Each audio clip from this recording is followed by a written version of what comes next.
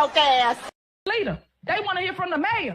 If y'all ain't learned that yet, the mayor, not the trustees that don't do nothing, that only run their mouth. Y'all don't do no work, no work. I could not be here breathing and be comfortable if I was really as bad as they was making it. You know, nobody could be around me. So for me to be this calm, I must have some kind of inner peace. And my inner peace is knowing that once everybody take the time to really see what type of person I am, you'd be surprised that I stuck around this long. I have to make the life that I do live as happy as I can and try to do the best with what I have. You know, live the best life I can live, be as happy as I can be. Nothing is perfect for anybody. I don't know. Boys, I swear, I think I figured it out. You know why they don't want us redneck brothers and sisters and the hood brothers and sisters getting along? You know why? Because we'd be unstoppable. I'm telling you right now, we would shut shit down.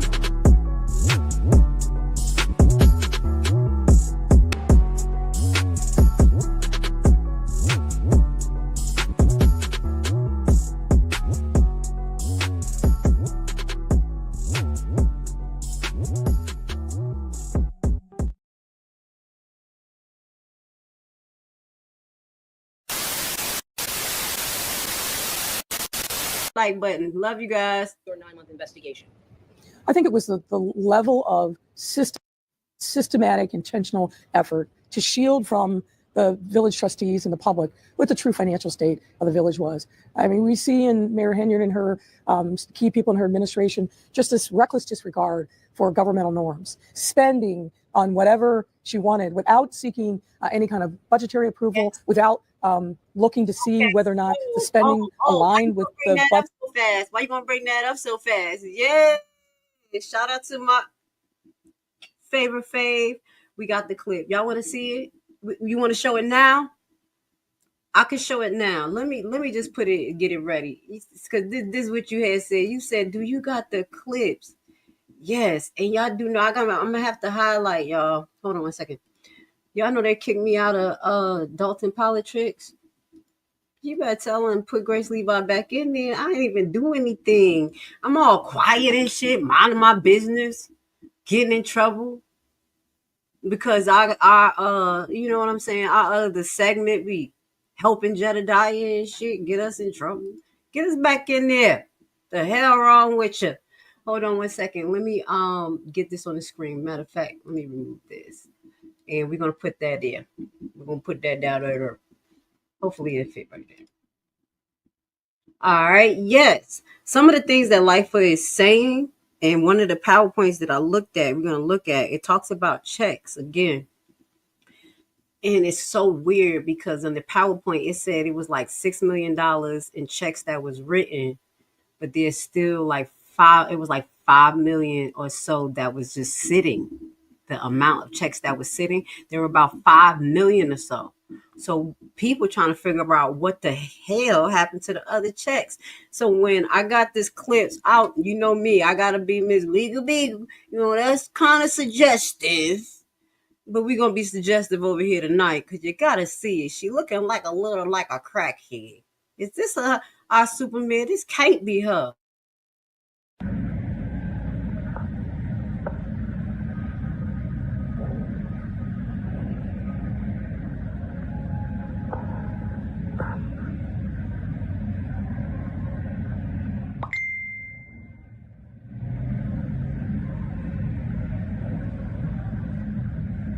Is this Tiffany, y'all? Do it look like our Superman? And then look at the snippet. You know it's him because he can't roll.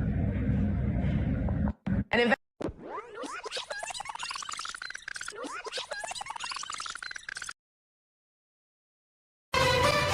there are growing calls to remove Tiffany Henyard from her elected position in the south suburbs. The Thornton Township supervisor and Dalton mayor facing criticism from many of her constituents and other local leaders following a brawl at a township meeting. WGN's Emmy Victor is joining us with the very latest tonight. Emmy. We'll talk about a very packed Zoom meeting. At least 300 people joined the call today, centered around Tiffany Henyard. Many say they're tired of her leadership and were appalled by the fight at Tuesday's board meeting. They're now calling on local and state officials, including the governor, to remove her from office.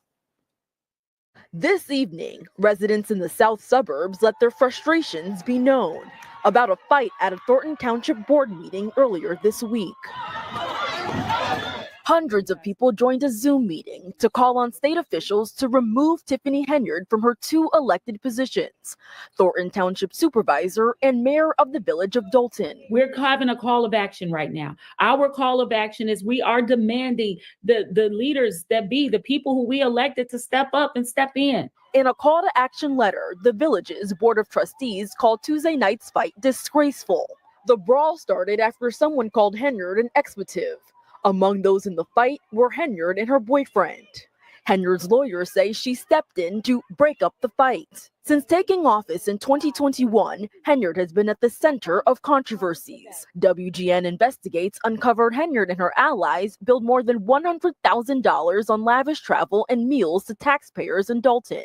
Henyard is also being investigated by the FBI. And that's all we've been asking for. Accountability, transparency, doing the right thing. Some residents say they've had enough, and if Henyard won't resign from her positions, they want the state to force the matter. In June, we asked the governor's office if that was even possible.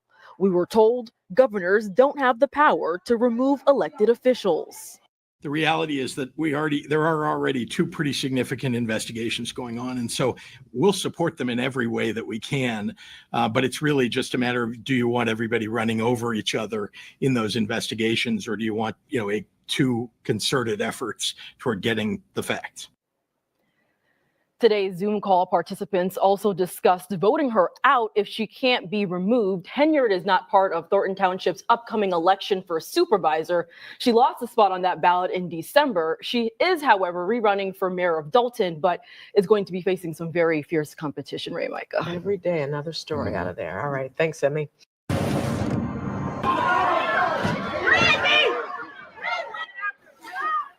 As we keep an eye on politics this Monday, you may remember this last week. We showed you this meeting at Thornton Township. It turned violent. It was chaotic.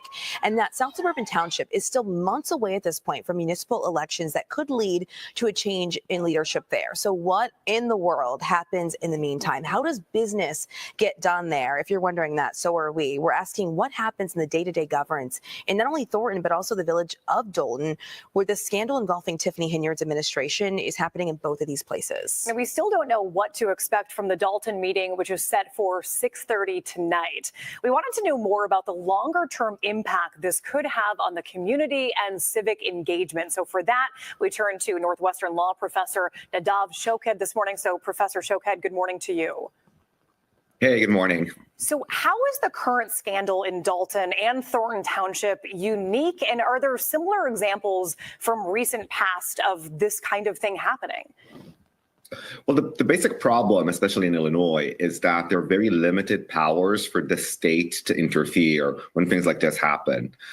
So when you end up with alleged high levels of corruption and mismanagement, there's very little for the residents, or for that matter, for state officials to do until you actually get a conviction in court.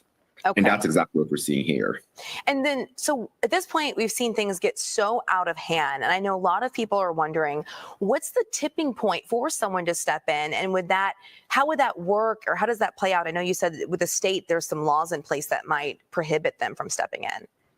Well, so the tipping point is actually relatively clear. It's a very high bar, though. So what will have to happen is that either the attorney general or the state attorney for the county steps in and prosecutes the specific official, and then they actually get a conviction for a felony, and that's the only point at which she's clearly removed.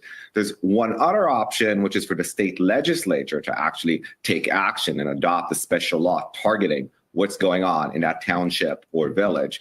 But again, that's a very high bar. It's very difficult to get the state legislature to enact such a law. It can. I'm just not seeing it happening fast enough. I was going to say, do you see that happening potentially in Dalton? It's not that likely for the state legislature. Unfortunately, as is often the case in these situations, Dalton is a small place. It's not like Chicago. It's tough to get enough state legislators to care, even though they should. Maybe you're going to see something with the attorney general or state attorneys moving against her. But again, that would require them to prosecute her and then a court to actually convict her, which will probably be a process that would last much longer than her current term. And that's the thing. So we saw former Chicago Mayor Lori Lightfoot do an independent investigation, but we made it very clear, and so did everyone there, that that was independent. It was not a criminal probe. It really didn't do it. So what does that do? Does that do anything? Well, sadly, probably not. So had this been an actual investigation, not into a specific occurrence of corruption, but rather into the overall financial state of that village, showing, for example, that it's close to default or something like that, then maybe the state could have stepped in. We saw that years ago in East St. Louis. But that was not the charge that Mayor Lightfoot had. She was just investigating to see what has been going on with this specific official and how she's been mishandling funds. And that's just not enough to show that the place itself is in financial distress. And as you said, it's not a criminal investigation against the mayor. So it didn't do much other than generate the public interest for good and bad. Yeah. Northwestern law professor Nadav Shoked, thank you so much for your time, Professor. We really appreciate it. Thank you. Republican state lawmakers are introducing legislation they hope will help with the removal of corrupt elected officials. Now, under this legislation, known as the Recall Amendment, Illinoisans would have the right to remove corrupted officials during the next general election. For that process to work, it would require a significant amount of petitions within 90 days and around 60% of Illinois voters' approval to remove that individual in the general election. This legislation would be applied to state and local officials, representatives, and senators. These officials, as we've seen, hold an extreme amount of power over the state of Illinois. And this has been evidenced by Speaker Madigan's trial and the testimony that's come out about how he was able to control the General Assembly, or at least the House, and what he was able to achieve. Representative Dan Ugasti there says due to the lame duck session, he will reintroduce this bill with the next 104th General Assembly. Rampant corruption and bad policies are harming our cities, our citizens, and elected officials must be checked and held accountable. In the most extreme cases, it would be in the interest of the citizens and the taxpayers to have a mechanism to remove these public officials. The House bill would create a statute, as I said, and become effective immediately if it was signed in the appropriate time limit, and allow the public to initiate proceedings to recall elected officials at times of the next consolidated or general election. And it's for all local elected officials, whether it be municipal, township, a board, any local elected official would be able to be removed. But it doesn't do it easily. These are not meant to harass anyone or just be used to harm some political opponent or chase them. They are meant to have, they require a fairly significant amount of petitions to be signed in a fairly short period of time, as well as require 60% of the voters to remove that individual from office.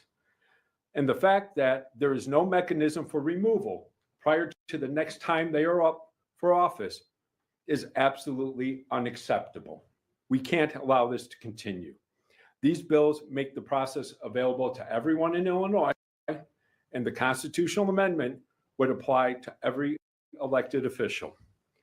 Residents in this state have said they're fed up with the lack of accountability with their elected leaders. The frustration felt by the residents from the reporting I've seen in both Chicago and Dalton is palpable and real. Local and state governments are currently being held hostage in certain places. If office holders refuse to step down when they're acting inappropriately, or it becomes clear that the public doesn't support their policies, then the citizens should have the right to hold those elected leaders accountable and remove them in extreme cases. Our local communities feel powerless when faced with leadership that fails to meet the needs of the people. The citizen-led process ensures that communities can hold their leaders accountable without unnecessary interference or barriers. The recall provisions of all state executive branch officers, legislative leaders, members of the General Assembly, and local officials. No position, no matter how powerful, should be beyond the reach of the people's voice. Hey folks, Donald Trump Jr. here with urgent news. The world's central banks are making unprecedented moves. Leader, they want to hear from the mayor. If y'all ain't learned that yet, the mayor, not the trustees that don't do nothing, that only run their mouth. Y'all don't do no work, no work. Y'all forget I am the leader. Hide the money, y'all. There's poor people around. With your broke ass. I'm Cara Wilson. I'm the mother of Alexis Wilson, killed by Dalton, Illinois police. At the time that my daughter was killed, Tiffany stood in front of a microphone much like this and said that she stood with the cops and they did do the right thing by killing my 19-year-old child. Not only did she not take those words back, she didn't offer her condolences. She's never said anything. The first thing she did was hire this group of security guards to surround her and PR. So the real reason Tiffany has security is hiding from accountability about what she said about Alexis Wilson when she was killed. Now, if you watch the coverage of this murder, these officers violated her rights, reached in her car, jumped in her car, and put 7 bullets in my child, 2 in her head and 5 down her side. And the next day, you guys tried to spin it like she did something. Watch the video. She did nothing to deserve this. And again, last time they brought up Alexis, she's doing what she does now. Look this way, look that way, every way, but at the person talking.